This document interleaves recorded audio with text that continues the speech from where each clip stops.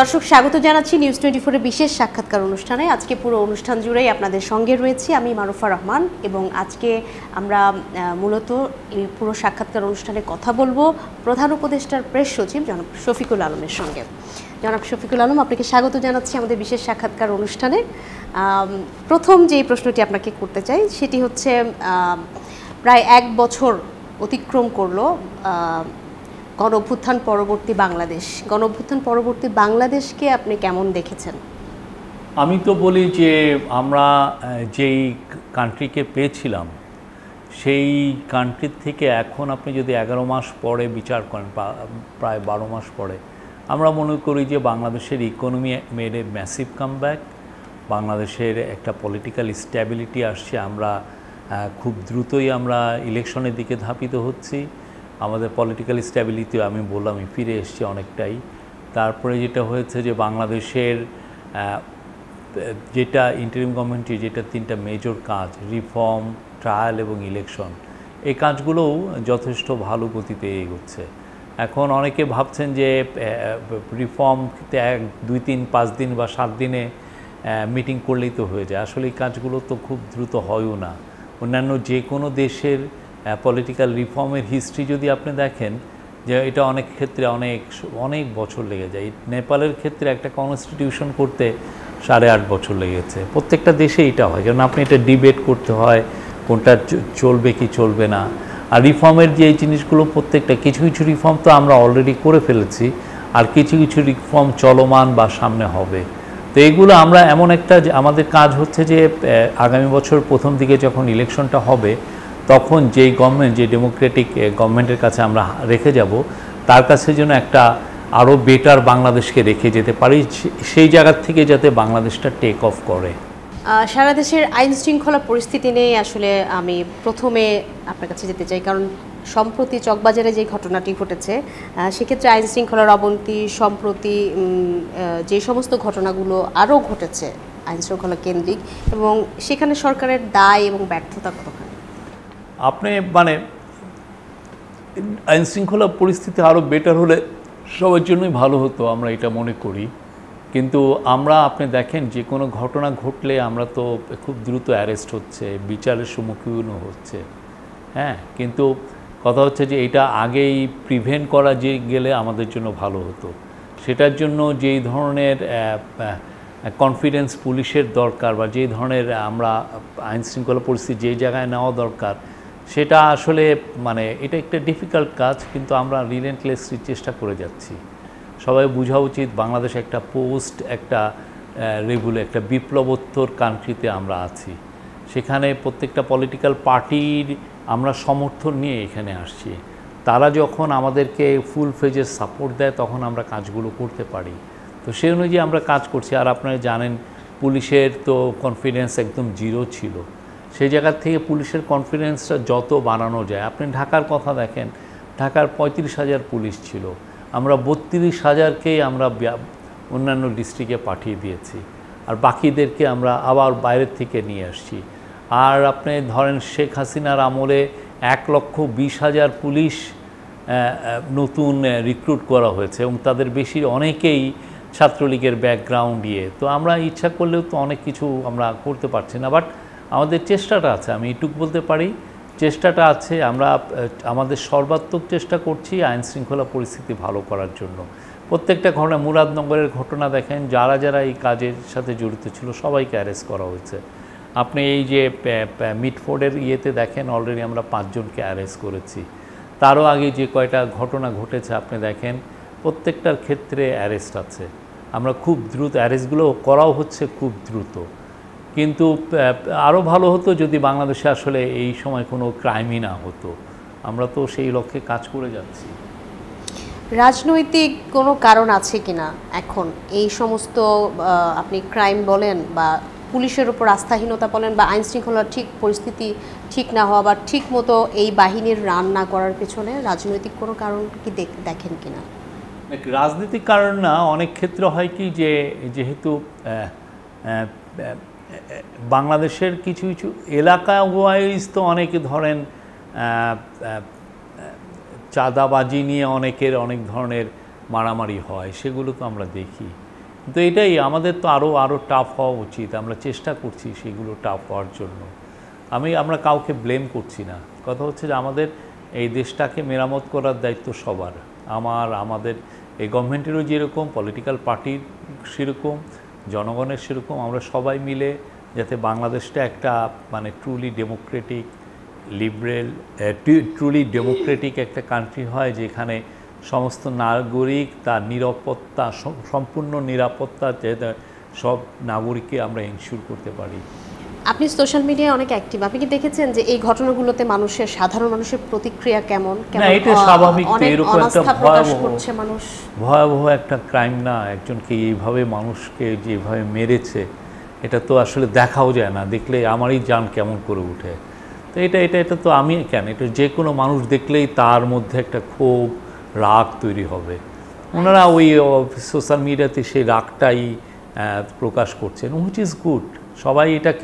সবাই যে এটা বলছেন, বলার কারণে যদি আমাদের সামষ্টিকভাবে আমরা সবার জন্য এটা একটা ওয়েক আপ কল, আমরা সবাই চেষ্টা করছি এই কাজটা। এবং অলরেডি আমাদের আইন অ্যাডভাইজার তো বলেছেন যে 5 জন অ্যারেস্ট হয়েছে, আর যারা ইয়েছে সবাইকে অ্যারেস্ট করা হয়েছে এবং তাদেরকে খুব দ্রুত আইনের মানে দ্রুত বিচারে তাদেরকে ট্রায়াল করা হবে। আপনি জানেন মাগুরায় একটা রেপের কেস হয়েছিল, আমরা কিন্তু খুব দ্রুত তাদেরকে অ্যারেস্টও করা হয়েছে এবং খুব দ্রুত তার বিচার হয়েছে। কাছাকাছি সময়ের মধ্যে 3টা ঘটনা ঘটলো মিডফোর্ডের সময়। এই 3টা ঘটনা মিলিয়ে আসলে সবাই বলছে যে আইন শৃঙ্খলা পরিস্থিতি কোনোভাবেই সরকার আসলে নিয়ন্ত্রণ করতে পারছে না, বা সেভাবে করে পরিস্থিতি আসলে কিরকম, এটা আপনার এই ঘটনাগুলোর দায় আসলে অন্তর্বর্তী সরকারের কিনা, নেবে কিনা অন্তর্বর্তী সরকার? আমরা যেহেতু দেখেন জননিরাপত্তা তো আমাদের বিষয়, এটা গভর্নমেন্টের, আমি চাই আর না চাই যে কোনো জননিরাপত্তা আমাদের এটা করতে হয়, এটা জনগণকে নিরাপত্তা দেওয়ার মূল কাজটা গভর্নমেন্টেরই করে। কিন্তু কথা হচ্ছে যে সিচুয়েশনটা তো আপনার বুঝতে হবে, এটা একটা পোস্ট রেভলিউশনের সময়, এবং যেখানে আপনি ধরেন 7, 8, 10 দিন তো পুলিশ ছিলই না, এমন একটা সময় আমরা কাটিয়েছি যেখানে পুলিশ ডিউটিতেই আসে নাই, পুলিশের মধ্যে ভয় ধরে গেছে। আর আপনি দেখেন এই যে কদিন আগে বিবিসিতে যে ইয়েটা হলো, দেখেন ওইখানে পুরো ব্লেমটা পুরো যাত্রাবাড়িতে কি হত্যাকাণ্ড পুলিশ কাটিয়েছে। ফলে তাদের মধ্যে এক ধরনের ভয় ভীতিটা এখনও কাজ করছে। তারা ডিউটিতে আমরা যেইভাবে তাদেরকে দিয়ে ডিউটিটা করাইতে চাই, যেইভাবে তাদেরকে দিয়ে ল অ্যান্ড অর্ডার সিচুয়েশনটাকে আমরা কন্ট্রোল করতে চাই, সেই ধরনের ফোর্সফুলনেস এখনও আসেনি। আমাদের চেষ্টাটা আছে, আমরা বারবার বলা হচ্ছে, তাদের সিনিয়র পুলিশ অফিসারদের সাথে প্রফেসর ইউনূস বসেছেন, প্রায় মিটিং হচ্ছে। সেই দিনও আগে ইলেকশনের আগে যাতে আইনশৃঙ্খলা পরিস্থিতি ভালো থাকে সেই জন্য সমস্ত বাহিনীগুলোর প্রধানদেরকে নিয়ে, বাহিনী মানে সিকিউরিটি, পুলিশ, তারপরে র্যাব, বিজিবি, এদের সবার সাথে প্রধানদেরকে নিয়ে মিটিং হয়েছে, বলা হয়েছে যে ইমপ্রুভমেন্ট করার জন্য। আরেকটি প্রশ্ন, মানে যেই লক্ষ্য নিয়ে সংস্কার কমিশনগুলো গঠন করা হলো, সেই লক্ষ্য আসলে কতখানি অর্জিত হয়েছে? না, অনেক কথা হচ্ছে আমাদের সময়টা কম। আপনি যেই ধরনের অ্যাম্বিশাস রিফর্মের কথা এই রিপোর্টগুলোয় আসছে, সেই পুরোটা যদি আমি করতে যাই তাহলে আমাদের অনেক সময় লাগবে। তো ইন্টারিম গভর্নমেন্ট তো আর ধরেন 5-10 বছরের গভর্নমেন্ট না, ইন্টারিম গভর্নমেন্ট একটা সুনির্দিষ্ট টাইমের গভর্নমেন্ট। এবং অলরেডি প্রফেসর ইউনূস বলেছেন যে আমরা এর বেশি একদিনও আমরা থাকবো না। উনি জাতির উদ্দেশ্যে ভাষণে বলেছেন যে 15ই এপ্রিলের পরে উনি একদিনও থাকবেন না। আরও তারপরে আমাদের সাথে বিএনপির কথাবার্তা হয়েছে, তখন আমরা বলেছি যে যদি রিফর্মটা আরও আগে হয় তাহলে সেক্ষেত্রে ইলেকশনটা ফেব্রুয়ারিতেও হবে। কিন্তু আমাদের মূল লক্ষ্য হচ্ছে যে এই সময়ের মধ্যে আমি যে রিফর্ম কমিটি যা দিয়েছে তা আমি কতটুকু আসলে করতে পারি, কতটুকু ডুয়েবল, সেই ডুয়েবল কাজগুলোই আমরা করছি। আর ইন দ্য মিন টাইম যেগুলো পলিটিক্যাল পার্ট, যেগুলো ধরুন কনস্টিটিউশনাল চেঞ্জ কি হবে, আমরা সামনে যে আমরা পলিটিক্যাল সেটেলমেন্ট হবে বা আমরা কি ধরনের গভর্নমেন্ট চাই, সেটা ঠিক তো করবে পলিটিক্যাল পার্টি, সেখানে কিন্তু আমাদের রোল নেই। আমরা ফ্যাসিলিটি, কথাবার্তাগুলো আমরা অর্গানাইজ করে দিচ্ছি, ফ্যাসিলিটেট করে দিচ্ছি, বাট এই সেটেলমেন্টটা, এটা ডিসিশনটা তো পলিটিক্যাল পার্টি নেবে। এবং তারা দেখেছেন যে ফরেন সার্ভিস একাডেমিতে তারা নিয়মিত বসছেন। আর অন্যান্য মন্ত্রণালয়গুলো যেগুলো রিফর্ম, অনেক ক্ষেত্রে আপনি যদি এনার্জি মিনিস্ট্রিতে যান দেখবেন যে প্রচুর রিফর্ম অলরেডি হয়ে গেছে। আপনি হেলথে যান, অনেক ধরনের রিফর্ম হয়েছে। আপনি ট্রান্সপোর্টে যান, অনেক রিফর্ম হয়ে গেছে। নির্বাচন নিয়ে কি সরকার কোনো চাপের মধ্যে আছে? না, আমরা কোনো চাপের মধ্যে নাই। আমরা অলরেডি সুনির্দিষ্ট টাইম দিয়েছি। যে আগে তো একটা বড় ছিল যে সুনির্দিষ্ট টাইম চাচ্ছিলেন, আমরা সুনির্দিষ্ট টাইম ঘোষণা করেছি। পলিটিক্যাল পার্টিগুলোও সেটাকে ওয়েলকাম জানিয়েছেন। আমরা এটা নিয়ে কোনো চাপে নেই। আরেকটি বিষয়, 8 আগস্ট সরকার গঠন করার পর থেকে এখন পর্যন্ত আপনি বেশ কয়েকটা অর্জনের কথা বলছিলেন সরকারের। আমি যদি ব্যর্থতার কথা জিজ্ঞেস করি, ব্যর্থতাগুলো আসলে কি বলে মনে করেন? ব্যর্থতা না, মানে মানুষের তো অনেক আশা এই গভর্নমেন্টের উপরে। একটা স্বৈরাচার পতন হয়েছে, নতুন তারা সবাই মিলে এই গভর্নমেন্টটাকে তৈরি করেছেন। সবার এটা একটা গণ অভ্যুত্থানের ফসলের গভর্নমেন্ট। তো সবাই তো চান যে আইন শৃঙ্খলা পরিস্থিতি অনেক ভালো হবে, তারপরে ইকোনমি আরও দ্রুত উন্নতি করবে। তো মানুষ যেটা চাচ্ছেন, যেই গতিতে চাচ্ছেন সেই গতিতে আমরা করতে পারিনি, বাট কাজগুলো হচ্ছে। যুক্তরাষ্ট্রের যে নতুন শুল্ক, এই শুল্কের যে তারা ধার্য করেছে, সেটিতে আসলে বাংলাদেশের অর্থনীতিতে কি প্রভাব পড়বে এবং আপনারা কার্যকরী কি উদ্যোগ নিয়েছেন? আমরা তো আমাদের এটা নিয়ে তো কথাবার্তা হয়েছিল, আমাদের নেগোসিয়েশনে আমাদের পেপারটা কি হবে, আমরা কি নিয়ে নেগোসিয়েট করব, সেগুলো নিয়ে কিন্তু আমাদের ভালো একটা অবস্থান আছে, বা এটা নিয়ে পজিশন পেপার তৈরি হয়েছে। তো সেটা, এবং এটা তৈরি হয়েছে বাংলাদেশের যত বড় বড় ট্রেড এক্সপার্ট আছে তাদের সাথে কথা বলা হয়েছে, বাংলাদেশের যত অনেক বিজনেসম্যান আছে তাদের সাথে কথা হয়েছে, নিয়ে আমরা এই কাজগুলো কিন্তু কিছু কিছু কাজ আমরা করে রেখেছি। এখন কথা হচ্ছে যে ওদের সাথে যখন কথা বলছি তখন তো অনেক ইস্যু, নতুন নতুন ইস্যু আসছে, সেগুলো আমি কিভাবে ডিল করব। আর এটা তো এমন না যে একদিনে আপনি বললেন আমি ধরেন একটা এমন জিনিস আপনি বললেন আমি অ্যাকসেপ্ট করে নিলাম, পরে দেখালো যে এটার কনসিকুয়েন্সটা আমাদের জন্য ভালো হচ্ছে না, ঠিক না? সেগুলো চিন্তা ভাবনা করে, অনেক চিন্তা ভাবনার বিষয়, এখানে অস্থির হওয়ার মতো কোনো বিষয় না। এটা ঠান্ডা মাথায় সবার যখন মঙ্গল হয়, আমার ফিউচারটা চিন্তা করে এই কাজগুলো করা উচিত, এবং আমরা করছি, সেই কাজগুলো হচ্ছে। ওরা যেটা একটা রেসিপ্রোকাল ট্যারিফ দিয়েছে, সেইটাকে নিয়ে তাদের সাথে আমাদের কথা হচ্ছে। আমরা নতুন যে ট্যারিফ, কি আমাদের উপর ট্যারিফ বসবে, সেটা নিয়ে যথেষ্ট আমরা আলাপ করছি। 2 দফা আলাপ হলো। আজকে বাংলাদেশ টাইম সকালে মানে 2:30-3টার দিকে এই টক্সটা, 1 দফা টক্স শেষ হয়েছে। আমাদের কমার্স অ্যাডভাইজার নেতৃত্বের কথাগুলো হয়েছিল, উনি ওয়াশিংটনে ছিলেন, আমাদের কমার্স সেক্রেটারি ছিলেন, অ্যাডিশনাল কমার্স সেক্রেটারি ছিলেন, আর এইখান থেকে ভার্চুয়ালি মানে অনলাইনে যুক্ত হয়েছিলেন আমাদের ন্যাশনাল সিকিউরিটি অ্যাডভাইজার, আমাদের টেলিকম, পোস্ট অ্যান্ড টেলিকমের যে স্পেশাল অ্যাসিস্ট্যান্ট, তারা যুক্ত হয়েছিলেন। কথা আমরা মনে করি যে যেটা আজকে আমরা একটা স্টেটমেন্ট দিয়েছি, আপনারা দেখেছেন কিছু উন্নতি আছে। তো ট্যারিফের বিষয়টা কি, আমরা অনেকে বলছেন যে ভিয়েতনাম এটা করে ফেলেছে, আমরা কেন করতে পারছি না। তো ভিয়েতনামের ইকোনমি আর আমার ইকোনমি এক না, ভিয়েতনামের এক্সপোর্ট আমার এক্সপোর্ট এক না, ভিয়েতনামের টোটাল ইকোনমিটাই হচ্ছে ইউএস কেন্দ্রিক, আমেরিকা কেন্দ্রিক। সে প্রচুর প্রোডাক্ট বানায়, সে প্রোডাক্টটা সে তত ইউজ করে না, পুরোটাই আমেরিকায় চলে যায়। আর আমাদের ধরেন যত এক্সপোর্ট হয় তার মাত্র 13, মানে আমরা তো প্রায় $50 বিলিয়ন মতো এক্সপোর্ট করি, তার মধ্যে $7-8 বিলিয়ন যায় হচ্ছে ইউএসএতে, বাকি $42 বিলিয়ন তো অন্যান্য অনেক দেশে যায়। তো ফলে আমি ইউএসের এই বিষয়গুলো আমার টপ প্রায়োরিটিতে আছে অবশ্যই, কিন্তু অ্যাট দ্য সেম টাইম অন্যান্য মার্কেটগুলোও তো আমার দেখতে হচ্ছে। আপনাদের বিনিয়োগ সম্মেলন অনেক সাড়া ফেলেছিল এবং বলেছিলেন যে কাঙ্ক্ষিত এতদিন যে পরিমাণ বিনিয়োগ হয়েছে তার চেয়ে অনেক বেশি বিনিয়োগ আসার কথা, কিন্তু আসলে কি সেই কাঙ্ক্ষিত বিনিয়োগের জায়গায় সবাই আসছেন, এসে অনেকে জমি নিচ্ছেন, অনেকে প্লট নিচ্ছেন, অনেকে কিছু কিছু ইনভেস্টমেন্ট শুরু করেছেন। একটা বিনিয়োগ সম্মেলন করলে ওইটার ইম্প্যাক্টটা পুরোপুরি পড়তে 1-2-1.5 বছর লেগে যায়। ফলে আপনি যদি মনে করেন যে ওনারা আসলো, এসেই তো আর কেউ একটা বিজনেস সেট আপ করে না, অনেক সময় একটা ফ্যাক্টরি করতেই 2 বছর লেগে যায়। তো আমরা পজিটিভ যে রেসপন্সটা পেয়েছে এটাই এবং সে অনুযায়ী আপনি আশিক চৌধুরীর ফেসবুক পোস্টটা দেখেছেন। আশিক চৌধুরী কিন্তু বলেছে যে আমাদের প্রথম কোয়ার্টারে এই বছরে আমাদের গত বছরের প্রথম কোয়ার্টারের চেয়ে দ্বিগুণ ইনভেস্টমেন্ট এসেছে এবং আমরা মনে করি সামনে এটা বাড়বে।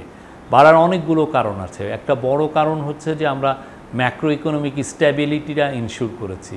আপনি জানেন আগে অনেক বিজনেসম্যান বাংলাদেশে বিদেশি গ্রুপ অফ কোম্পানিজ বাংলাদেশে ইনভেস্ট করতে চেতেন না। কারণ হচ্ছে যে তারা মনে করতেন যে বাংলাদেশে ডলারের রেটটা স্ট্যাবল না, ফরেন এক্সচেঞ্জ রেটগুলো ঠিক নাই, ইনফ্লেশনের অবস্থা ঠিক নাই।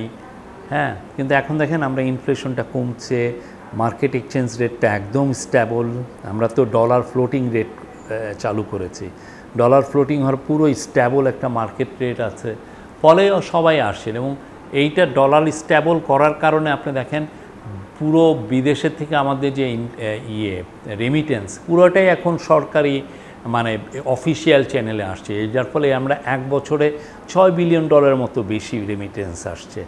তো সব কিছু আমি বলবো যে আমাদের পজিটিভ দিকে যাচ্ছে এবং আপনি নিশ্চিত থাকেন সামনে আমাদের ইনভেস্টমেন্ট বাড়বে। এবং আপনি যদি থার্ড কোয়ার্টারের ইকোনমিক গ্রোথ দেখেন, গ্রোথও কিন্তু পিক করেছে। আমরা এই প্রসঙ্গে আরও বিস্তারিত জানবো, তবে তার আগে আমরা একটা বিরতিতে যাচ্ছি। দর্শক, নিউজ 24-এর বিশেষ সাক্ষাৎকার অনুষ্ঠানের সময় হয়েছে একটি বিরতির, আশা করছি সাথেই থাকবে।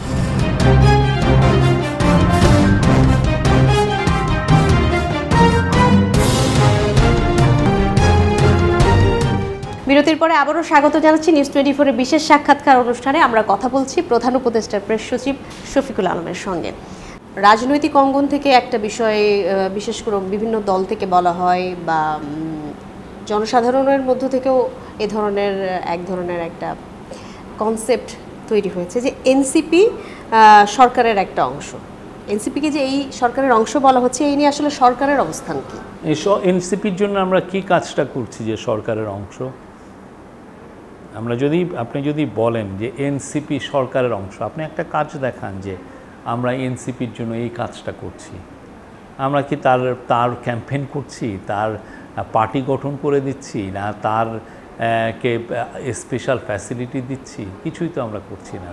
দুজন স্টুডেন্ট লিডার আমাদের গভর্নমেন্টে আছেন, বাট তারা কি এনসিপির হয়ে কাজ করছেন, এনসিপির হয়ে ক্যাম্পেইন করছেন, এমন কিছু করছেন? আপনি যদি ওইটা বলেন তাহলে তো বিএনপিপন্থী লোকও তো আমাদের এই গভর্নমেন্ট আছে। অ্যাটর্নি জেনারেল যিনি, উনি তো বিএনপির ছিলেন না, বিএনপিপন্থী ছিলেন, অনেকেই তো আছেন। পুরো সারা বাংলাদেশে যে প্রসিকিউটর, আমরা তো অনেকেই আসছেন বিএনপিপন্থী লয়ার থেকে। তো এগুলো কি আপনি বলবেন যে আমরা বিএনপিপন্থী হয়ে গেছি? তো এগুলো তো ঠিক না। আপনি দেখবেন যে আমাদের কাজগুলো আমরা এনসিপির হয়ে কোনো কাজ করছি কি না, তাকে আমি ওই যে কথা আছে না, লেভেল প্লেইং ফিল্ডে তাকে কি আমি বেশি অতিরিক্ত লেভেল ফিল্ড দিয়ে দিচ্ছি কি না, আমরা এটা করছি না। আমরা যথেষ্ট এই বিষয়ে সচেতন যে আমরা এনসিপি বা বিএনপি বা জামাত বা যে কোনো পার্টি যেন আমাদেরকে অ্যাকিউজ না করতে পারে যে আমরা এনসিপির প্রতি বা অন্য যে কোনো পার্টির প্রতি পক্ষপাতিত্ব করছি। বিগত সংলাপগুলোর সময়ে বিশেষ করে এই কথাটা বেশি উঠেছিল যে এনসিপির নেতৃত্বের এক্সেসটা প্রধান উপদেষ্টার বাসভবনে যেমন বা তার সঙ্গে সংলাপের এক্সেসটা যেমন বাকি দলগুলোর ক্ষেত্রে তেমন নয়। এটাও বেশি। আপনি বিএনপির সাথে আমাদের যতবার মিটিং হয়েছে, এনসিপির সাথে সে অত বেশি মিটিং হয়ও নাই। আমি আপনাকে রেকর্ডে বলছি, বিএনপির সাথে যত মিটিং হয়েছে। একটা বিষয় হচ্ছে যে প্রফেসর ইউনূসের এর মাঝখানে একটা রিপোর্ট হলো না যে প্রফেসর ইউনূস থাকতে চান না, তখন নাহিদ স্যারকে ফোন দিয়েছিলেন উনি দেখা করতে চান। আর যেহেতু যখন উনি দায়িত্ব গ্রহণ করেন, আপনার মনে আছে, তখন তো স্টুডেন্টরা ওনাকে ইনভাইট করেছিলেন, তো সেই জন্য উনি বললেন যে ওকে নাহিদ আসতে চাচ্ছে, আসুক। ওই ইকুয়েশনটা কাজ করেছে, যেহেতু ওনার কথায় উনি স্টুডেন্টদের কথা, নাহিদ এখানে মুখ্য ভূমিকায় ছিল, তো সেই জন্য উনি নাহিদের সাথে একটা দেখা করেছেন। বাট এছাড়া যদি 1-to-1 যদি মিটিং বলেন, তা আমি তো মনে করি যে বিএনপির সাথে মিটিং বরং বেশি হয়েছে, বিএনপির সাথে ফর্মালি ইনফর্মালি। নির্বাচনকালীন সরকারের রূপরেখা কি হতে পারে এবং তত্ত্বাবধায়ক সরকার ব্যবস্থা বা কোন পদ্ধতিতে ওই সময় সরকার পরিচালিত আমি তো জানি এই ইন্টারিম গভর্নমেন্টই থাকবে, এখানে অন্য কোনো নির্বাচনকালীন গভর্নমেন্ট হবে কিনা আমার এটা জানা নাই, বাট আমার যেটা জানা যে এই ইন্টারিম গভর্নমেন্টই এই নির্বাচনটা অর্গানাইজ করবে। হ্যাঁ, ইলেকশন কমিশন অবশ্যই তার দায়িত্বটা করবে, বাট এই সময় সরকারে থাকবে ইন্টারিম গভর্নমেন্ট।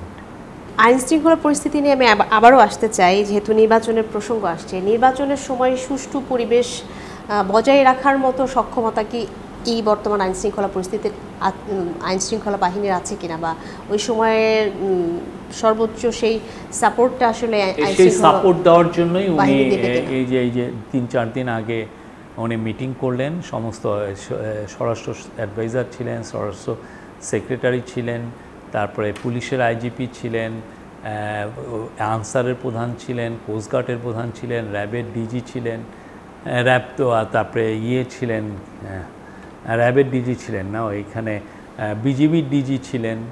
তো সবার সাথে যেইটা মিটিং, তারপরে ন্যাশনাল সিকিউরিটি অ্যাডভাইজার ছিলেন। এই মিটিংয়ে কিন্তু উনি স্পষ্ট বলে দিয়েছেন যে খুব দ্রুত এই প্রস্তুতি নেওয়ার কথা বলেছেন, আইনশৃঙ্খলা বাহিনীকে আরও কঠোর হওয়ার কথা বলেছেন, প্রস্তুতি দ্রুত নিতে বলেছেন এবং 17,000-এরও বেশি নতুন পুলিশ এবং বিজিবি বা এদেরকে নিতে রিক্রুট করার কথা বলেছেন, যাতে আইনশৃঙ্খলা পরিস্থিতি আরও ওনারা বেটার করতে পারেন। জুলাই সনদ নিয়ে সবশেষ পরিকল্পনা কি? জুলাই সনদ নিয়ে তো কথাবার্তা হচ্ছে, পলিটিক্যাল পার্টি প্রতিদিনই কথাবার্তা বলছে, অনেক বিষয়ে ঐক্যমত্য অলরেডি এসছে, আরও কিছু কিছু ইস্যু আছে এখনও হয়নি। তো আমরা আশা করছি যে এটার একটা ভালো রেজাল্ট হবে। আমাদের মুখ্য উদ্দেশ্যটা হচ্ছে যে 5 অগাস্টের 5 তারিখের মধ্যে একটা ঐক্যমত্যে সবাই যাতে পৌঁছায়। কিন্তু আমরা এগুলো জিনিস খুব দ্রুতও করা যায় না, মানে তাড়াহুড়ো করাও ঠিক না। তাড়াহুড়ো করলেন কিন্তু হিতে বিপরীত হতো, ফল ভালো হলো না, সেটা না।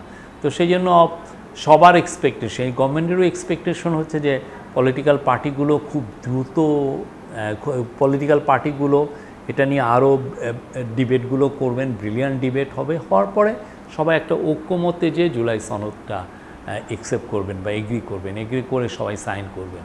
এটা যদি অগাস্ট চলে যায়, অগাস্টের 5 তারিখে চলে যায়, যাক না, অসুবিধা নাই, কিন্তু যেন কাজটা হয়, এটা হওয়াটা জরুরি। রাজনৈতিক দলগুলোর আচরণকে আপনারা কিভাবে পর্যবেক্ষণ করছেন? আমি বলবো যে ফ্যান্টাস্টিক, তারা যে কাজগুলো করছেন, তারা আমাদেরকে যেভাবে, তারা, আমরা মনে করি রাজনৈতিক দলগুলো আমাদের অংশীজন, তারা আমাদের সাথে যথেষ্ট ভালো আমাদেরকে ব্যাক দিচ্ছেন, ভালো আচরণ করছেন। আমরা কোনো কিছু ইস্যু হলেই তাদের সাথে কথা বলছি, কোনো আর্জেন্ট কোনো ইস্যু তৈরি হলেই তাদের সাথে তারা আমাদের সাথে রিচ আউট করছেন, আমরা তাদের সাথে কথা বলছি। আমরা মনে করি যে এটা খুবই একটা ভালো, আমরা যে একটা ভালো ডেমোক্রেটিক ট্রানজিশনের জন্য দিস ইজ ভেরি গুড। সবসময়ই একটা কথা অন্তর্বর্তী সরকারের দিক থেকে বা আপনার দিক থেকেও আসে যে আগামী নির্বাচন যেটি হবে, জাতীয় নির্বাচন, সেটি হচ্ছে স্মরণকালের সবচেয়ে ভালো, সুন্দর, উৎসব মুখর একটা নির্বাচন হবে। আসলে কি সেটার সমস্ত কিছুর জন্য প্রস্তুত কিনা? না, সেই প্রস্তুতির জন্য তো একটা বড় সভা হলো, সেই প্রস্তুতির জন্য একটা বড় সভা হলো, বেশ কিছু ইনস্ট্রাকশন গিয়েছে,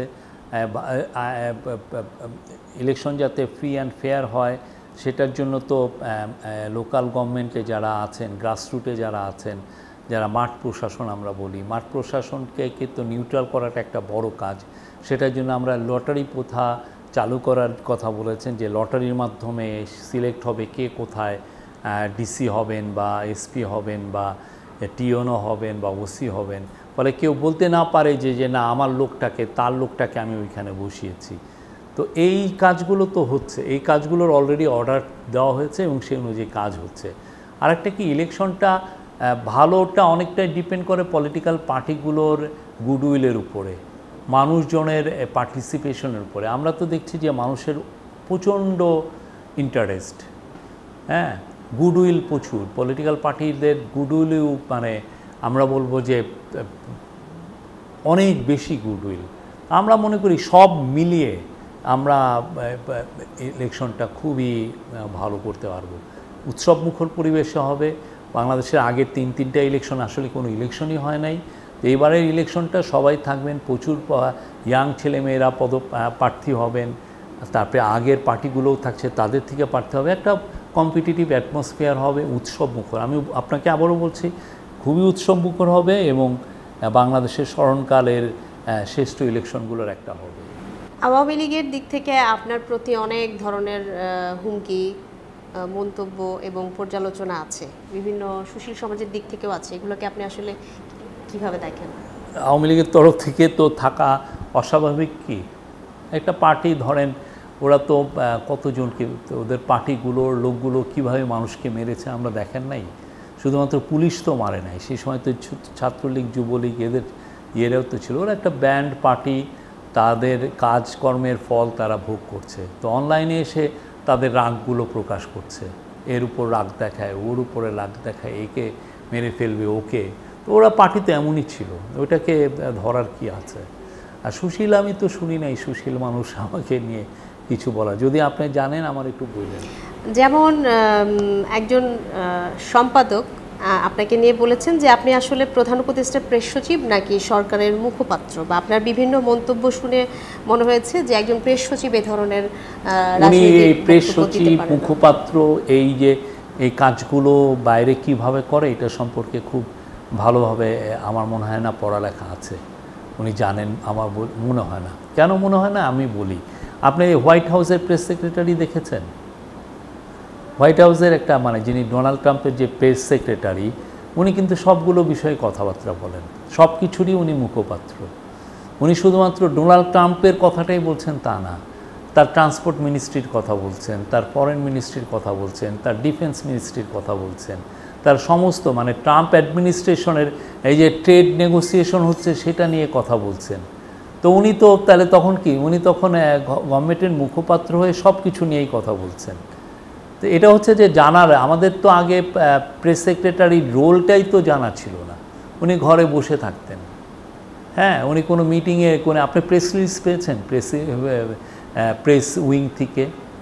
প্রাইম মিনিস্টার, আগের যে প্রাইম মিনিস্টার, আপনি কোনো দিন প্রেস রিলিজ পেতেন? আপনারা তো কাভার করেছেন, তা আগে তো যিনি 6 বছর ছিলেন ইহসানুল করিম ভাই বা নাইমুল ইসলাম খান বা আরও ইয়েরা, তাদের কাছ থেকে আপনার প্রেস রিলিজ পেয়েছেন। আমরা তো প্রতিদিন 4টা 5টা 6টা 10টা 15টা 20টা করে প্রেস রিলিজ লিখতে হয়। ইন্টারন্যাশনাল নিউ মিডিয়াকে আমার নিউজ দিতে হয়, লোকালকে দিতে হয়, তারপরে আমাদের সোশ্যাল মিডিয়া পেজ আছে, সেগুলোই আমাদেরকে প্রচুর ম্যাটেরিয়ালস দিতে হয়, কন্টেন্ট দিতে হয়। তো আমরা তো চাই যে বাংলাদেশ, এই গভর্নমেন্ট যেহেতু জনগণের গভর্নমেন্ট, তো আমরা কি করছি সেগুলো পুরোটা হাইলাইট করতে। তারপর হচ্ছে যে ম্যাসিভ ডিসইনফরমেশন। আগে আপনি দেখেছেন কোনো প্রেস সেক্রেটারি ডিসইনফরমেশন নিয়ে তাকে ব্যস্ত থাকতে? আমাদের সারাদিন ডিসইনফরমেশন থাকতে হয়। এই একজন আজকে একটু আগে আমি উত্তর দিলাম, সে বলছে যে এই গভর্নমেন্ট এনজিওগ্রাম। আপনিও শুনেছেন যে এনজিওগ্রাম, কিন্তু দেখেন আমাদের 24-25 জন হচ্ছে আমাদের অ্যাডভাইজার, হ্যাঁ, তার মধ্যে মাত্র 4 জন হচ্ছে এনজিও থেকে আসছে। একটা ম্যাসিভ ডিসইনফরমেশন ছড়াচ্ছে যে এই গভর্নমেন্টটা হলো এনজিওর গভর্নমেন্ট। তো আপনি যদি 25 জন 24 জনের মধ্যে যদি 4 জন এনজিও থেকে আসে, এটা কীভাবে? এখানে বেশি আসছে হচ্ছে সরকারি ফর্মার ব্যুরোক্রেট, সেখান থেকে আসছে। অনেকে আসছে মিলিটারি অফিসার ছিলেন, 2 জন ছিলেন টপ মিলিটারি অফিসার, সেখান থেকে আসছে। অনেকে ক্যারিয়ার ডিপ্লোম্যাট ছিলেন, তারা আসছেন। অনেকে প্রফেসর ছিলেন, একাডেমিয়ার থেকে আসছেন। 2-1 জন ডাক্তার ছিলেন, তারা আসছেন। তো এখানে এনজিও কর্মীটা তো কম। আপনি যদি নিজে সবলের নামগুলো দেখেন, দেখে তারপরে দেখেন যে সে কে কোথা থেকে আসছে, আপনি নিজে এইটাই। কিন্তু ওই যে মিস ইনফরমেশন ছড়ানো হচ্ছে যে এটা একটা এনজিও গ্রাম, এটা একটা এনজিও গভর্নমেন্ট। তো এইটা তো একটা প্রেস সেক্রেটারি হিসাবে আমাকে এইটাও দেখতে হচ্ছে। আজকে অনেকে এটা ছড়াচ্ছে, আমি আবার বলছি যে না, দেখেন আপনারা ইয়ে করে। এই রোলগুলো, অনেকগুলো রোল হওয়াতে মানুষ ভাবতেছে তাহলে কি ইনার কাজটা কী, এই ধরনের হয়তো বা কনফিউশন তৈরি হচ্ছে। এই প্রেক্ষাপটে আমি একটা সম্পূরক প্রশ্ন করতে চাই। এই মিস ইনফরমেশন বলেন কিংবা একটা একদিকে সবার গান পয়েন্টে নেওয়ার কথা বলেন, সেখানে বিএনপির অভিযোগ আছে বা রাজনৈতিক বিশেষজ্ঞদের একটা মূল্যায়ন আছে যে অনেকগুলো রাজনৈতিক দল তারা যখন নিয়ম শৃঙ্খলার পরিপন্থী কাজ করছে, সেখানে তুলনামূলক একটি দলকে বেশি গান পয়েন্টে নেওয়া হচ্ছে, বাকিরা প্রিভিলেজড, বিশেষ করে ধর্মভিত্তিক দলগুলো প্রিভিলেজড, কিন্তু সেক্ষেত্রে সরাসরি যদি বলি বিএনপিকে গান পয়েন্টে না হচ্ছে, বিষয়টি কি আপনি একটু ব্যাখ্যা করবেন? এখন পলিটিক্যাল পার্টির বিষয়ে আমাকে জিজ্ঞেস করে তো লাভ নেই, তবে যেটা হয় কি, যারা সবচেয়ে বড় তাদেরকেই অনেক, আপনি যদি বড় ভাই হন, হ্যাঁ, আপনার রোলকে নিয়ে কিন্তু ছোট ভাইরা সব কথা বলে। আমাদের বড় ভাই যেই ওনার প্রত্যেকটা কাজ আমার যখন মনে পড়ে, যে প্রত্যেকটা কাজই আমরা অ্যানালাইজ করতাম, উনি কি এটা ঠিক করলেন কি না, বা উনি এই কাজটা করলেন মনটা খারাপ লাগলো, এরকম। এই জন্য উনি একটা বড় পার্টির প্রতি মানুষের এক্সপেকটেশনটা অনেক বেশি থাকে, সেই জন্য আপনার এটা মনে হচ্ছে, এর বাইরে কিছু না। ওনাদের প্রতি হয়তো বা মানুষের এক্সপেকটেশনটা অনেক হাই, বাট এই বিষয়ে আমাদের আসলে বলাও ঠিক না, এটা তো পলিটিক্যাল পার্টির বিষয়। আইন শৃঙ্খলা পরিস্থিতি নিয়ন্ত্রণের ক্ষেত্রে একটা প্রশ্ন আছে, সেটি হচ্ছে কি, আপনারা কি আইন শৃঙ্খলা পরিস্থিতি নিয়ন্ত্রণ করতে গিয়ে কখনো এরকম সম্মুখীন হচ্ছেন যে বড় দল কিংবা কোনো শক্তির থেকে বাধাগ্রস্ত হচ্ছে কোনো ফোন কিংবা কোনো তদবির, এই বিষয়গুলো আসলে কেমন আপনারা ফেস করছেন? এটা এটা আইন শৃঙ্খলার রিলেটেড যারা আছেন, বিশেষ করে হোম মিনিস্ট্রি, তারাই বলতে পারবেন। বাট আমরা তো এরকম কোনো চ্যালেঞ্জ ফেস করছি না যে কোনো বড় পার্টি বলেছে যে আমার এই লোকটাকে অ্যারেস্ট করা যাবে না, ওইটা করে, এরকম তো আমরা পাই নাই। আমরা কথা হচ্ছে, আমি তো প্রথম থেকেই বললাম যে একটা বিপ্লবোত্তর একটা জায়গায় আসছি আমরা, ফলে অনেক কিছুই আপনি যেভাবে চাচ্ছেন এক্সপেকটেশন, সেই এক্সপেক্টেড জায়গায় আমরা যেতে পারি নাই। তার থেকে মানুষের এক ধরনের ফ্রাস্ট্রেশন তৈরি হতে পারে, কিন্তু আমরা তো চেষ্টা করছি, এবং চেষ্টাটা কতটা করছি আমরা জানি, এবং আমরা সবাইকে দেখাচ্ছিও যে এই চেষ্টাটাতে আমাদের আছে। আমাদের চিফ অ্যাডভাইজার খুব দ্রুত 17,000 নতুন পুলিশ এবং বিজিবি নিতে বলছেন, যাতে ইমপ্রুভমেন্ট করা যায় জিনিসটা। মানে আমরা এমন অবস্থায় পড়েছিলাম যে নতুন পুলিশ নিব, নতুন রিক্রুট করব, সেটার অবস্থাও নাই। কেন নাই? কারণ হচ্ছে যে আমাদের তো টাকা পয়সাটাও ছিল না সেরকম। আরেকটা প্রশ্ন মানে ঘুরপাক খায় সোশ্যাল মিডিয়াতে, যে ঘোষণা অনুযায়ী নির্বাচন আসলে হবে কিনা সঠিক সময়ে। মানুষের, যে কোনো দেশের মানুষেরই এক ধরনের সন্দেহ তো থাকেই অনেক কিছু নিয়ে, কিন্তু আমরা সন্দেহকে পাকাপোক্ত করার জন্য তো এমন কোনো কাজ করছি না। আমরা বারবার বলছি যে ইলেকশনটা কবে হবে, এটা নিয়ে একদম সুনির্দিষ্ট বলা আছে। এটার ব্যত্যয় করে কি আমরা কোনো কথা বলেছি? সোফার আপনারা শুনেছেন যে আমার কোনো অ্যাডভাইজার বলেছেন যে না, ইলেকশন এই সময় হবে না, ওই সময়। আমরা তো এই কথাগুলো বলি নাই। আমরা চাচ্ছি, এবং সত্যিকার অর্থে আমরাও তো আমাদের পুরনো জায়গায় ফিরতে চাই। আমি যেমন জার্নালিজমে থেকে আসছি, আমি আমার জায়গায় ফিরতে চাচ্ছি। প্রফেসর ইউনূস বা তার যে জায়গা, যে কাজগুলো করতেন, সেই কাজে ফিরতে চাচ্ছেন। আমরা সবাই আমাদের কাজে ফিরে, আমরা একটা ইন্টিরিম রোলে আসছি। আমরা এই জায়গায় এসে যে খুব আনন্দে আছি বা খুব পাওয়ার এনজয় করছি, তা তো না। আমরা আসছি একটা খুব মহৎ একটা দায়িত্বকে সামনে রেখে এসেছি। সবাই আমাদেরকে একটা দায়িত্ব নিয়েছেন, এই দায়িত্বটা আমরা পালন করার চেষ্টা করছি। কিন্তু এতে যে আমি কেউ যদি মনে করেন যে না আমি খুব ফুলে ফাঁপে টাকা বানাচ্ছি, সেটা তো না। প্রধান উপদেষ্টার সঙ্গে প্রধান নির্বাচন কমিশনারের যে বৈঠক হলো, সেখানে কি দিন তারিখ নিয়ে কোনো কথা হয়েছে? না, এটা সৌজন্য সাক্ষাৎকার ছিল। উনি আসছিলেন, এসে প্রফেসর ইউনূসের সাথে দেখা করেছেন, এবং ওনারা অনেক আলাপ টালাপ করে। এমনি এটা যদি সিরিয়াস মিটিং থাকতো সাধারণত, তাহলে আমরা থাকতাম। আমরা নোট নেই তো, আমরা থাকতাম সেই মিটিংটা। ওই মিটিংটা সিরিয়াস না, এটা হচ্ছে যে ওনার সাথে এক ধরনের মানে উনি তো অনেক দিন আসলেন, কথাবার্তা তেমন একটা হয় না, এই জন্য এসে ওনারা অনেকক্ষণ আলাপ করলেন। এটা একটা সৌজন্য সাক্ষাৎকার ছিল, এবং সেই অনুযায়ী আমরা দেখেন একটা স্টেটমেন্টও দিয়েছি যে এটা একটা সৌজন্য সাক্ষাৎকার।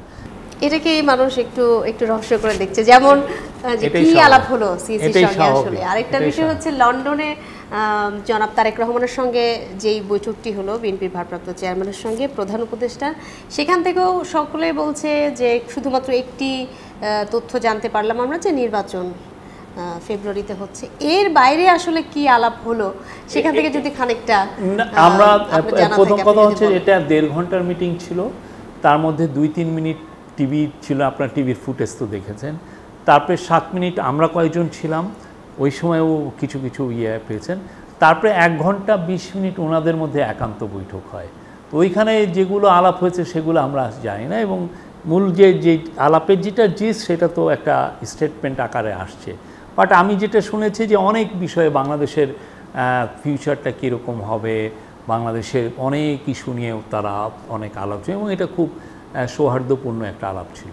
বিশেষ সাক্ষাৎকার অনুষ্ঠানে এই পর্যায়ে একটি বিরতির সময় হয়েছে। আমরা বিরতির পরে এই প্রসঙ্গে আবারও জানবো আপনার কাছ থেকে আরও বিস্তারিত। দর্শক, বিশেষ সাক্ষাৎকার অনুষ্ঠানে এই পর্যায়ে একটি বিরতি নিচ্ছি, আশা করছি সাথেই থাকবেন।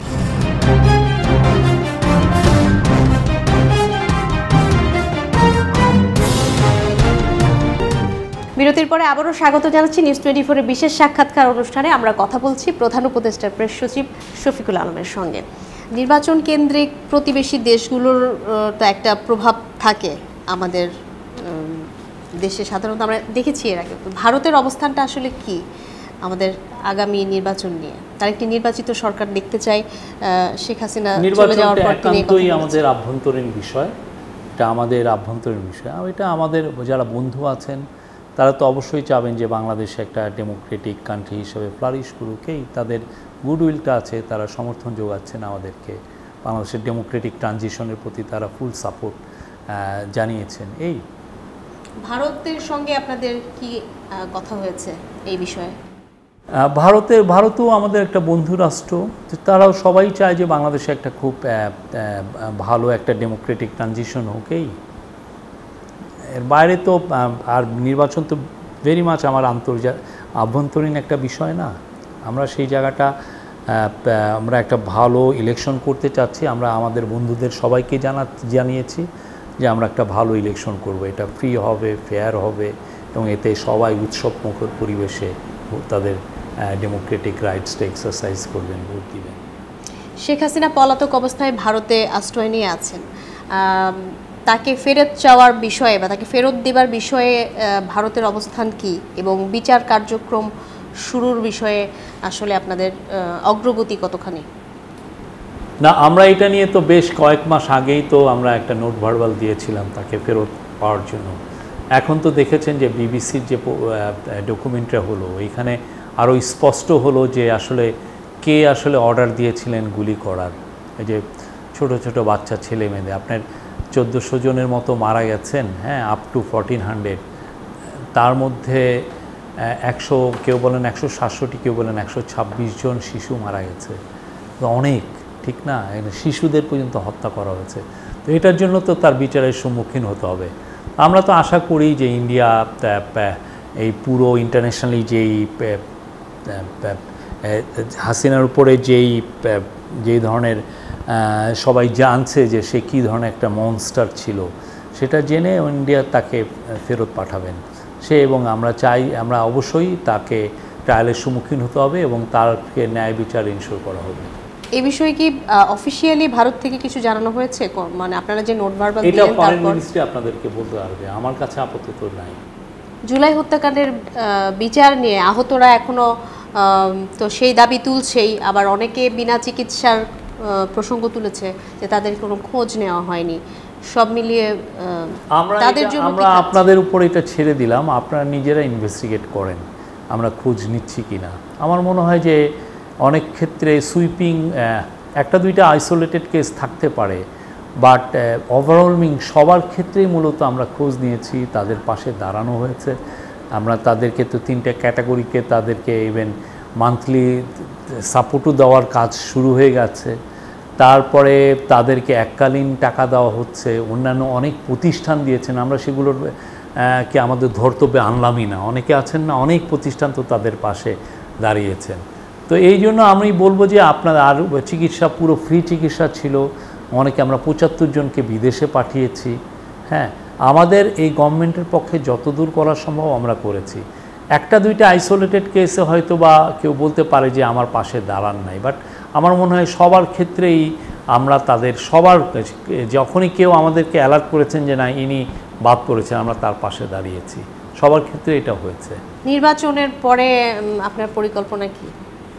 নির্বাচনের পরে আমি চাবো যে আমি লেখালেখিতে ফিরে আসতে, আমার জার্নালিজম ভাল লাগে, ওইখানে ফিরবো, দেখি কেউ যদি চাকরি দেয়, এই কোনো কোথাও যদি চাকরি পাই তো এইখানেই দেশেই থাকবো, দেশে লেখালেখি করব। আমার অনেক বই জমে গেছে, লিখতে হবে। 1-2 বছর হয়তো কোনো কাজ নাও করতে পারি লিখতে, লিখতে ভালো লাগে, সারাদিন লিখতে ইচ্ছা করে। অনেকেই বলে যে আপনি আর দেশে থাকবেন না। কেন? আমি কি অন্যায় করেছি? আমি কি চুরি করেছি? কারো ক্ষতি করেছি? আপনি দেখেছেন এগুলো? কেউ যদি দেখেন যে আমি অন্যায় করেছি, আমি বলেন, রিপোর্ট করে দেন। আমরা তো মঈনুদ্দিন ফখরুদ্দিন না, আমাদের এখানে প্রত্যেকে, আমরা যতজন আছি আমাদের গভর্নমেন্টের সবাই আমরা বাংলাদেশে থাকবো। এটা আমার মাতৃভূমি। হ্যাঁ, মারা গেলে এখানে মারা যাব। হ্যাঁ, অসুবিধা নেই। আমি তো সবাইকে ইনভাইট করি যে আপনারা আসেন, এসে দেখেন যে আমরা কি অন্যায় কিছু করছি কিনা। বিগত 11 মাসে প্রধান উপদেষ্টা সহ আপনারা অনেকগুলো দেশ সফর করেছেন। তো আন্তর্জাতিক নীতিতে অর্থাৎ পররাষ্ট্র নীতিতে যদি বলি যে কি নতুনত্ব এসেছেন, বাংলাদেশের জন্য ইতিবাচক কি হয়েছে? আমাদের পররাষ্ট্র নীতিতে আমি বলবো যে মেজর একটা চেঞ্জ এসছে। আগের গভর্নমেন্টের পতিত স্বৈরাচারের আপনার পররাষ্ট্র নীতিটা একমুখী ছিল। আমরা জানতাম যে কার দ্বারা এটা, এই পররাষ্ট্রনীতি কাকে আসলে সার্ভ করে, কাকে তুষ্ট করার পররাষ্ট্রনীতি ছিল। সেই জায়গাতে ফিরে এসে আমরা এটাকে আরও সবার জন্য, এই পররাষ্ট্রনীতিতে আমরা ইকুইলিব্রিয়াম এনেছি, মানে সবার সাথে আমাদের সম্পর্ক ভালো এনেছি। আমরা বুঝাতে সক্ষম হয়েছি যে আমরা এই যে ইন্দো প্যাসিফিক যে রিজন, এই রিজনে আমরা একটা ইম্পর্টেন্ট নেশন, এটা 18 কোটির একটা দেশ।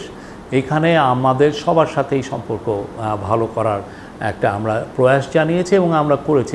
আপনাকে অসংখ্য ধন্যবাদ আপনার মূল্যবান সময় নিউজ 24 দেওয়ার জন্য, এবং এই পুরো সাক্ষাৎকারের মধ্য দিয়ে আসলে অনেকগুলো বিষয়ই আমরা জানতে পারলাম এবং দর্শকরা জানতে পারলো। দর্শক, আমরা এতক্ষণ নিউজ 24 বিশেষ সাক্ষাৎকার অনুষ্ঠানে কথা বলছিলাম প্রধান উপদেষ্টার প্রেস সচিব শফিকুল আলমের সঙ্গে, এবং তার কাছ থেকে জানার চেষ্টা করছিলাম সমসাময়িক রাজনৈতিক, অর্থনৈতিক সহ আন্তর্জাতিক বিভিন্ন ইস্যুতে। এতক্ষণ সাথে থাকার জন্য আপনাদেরকে অসংখ্য ধন্যবাদ।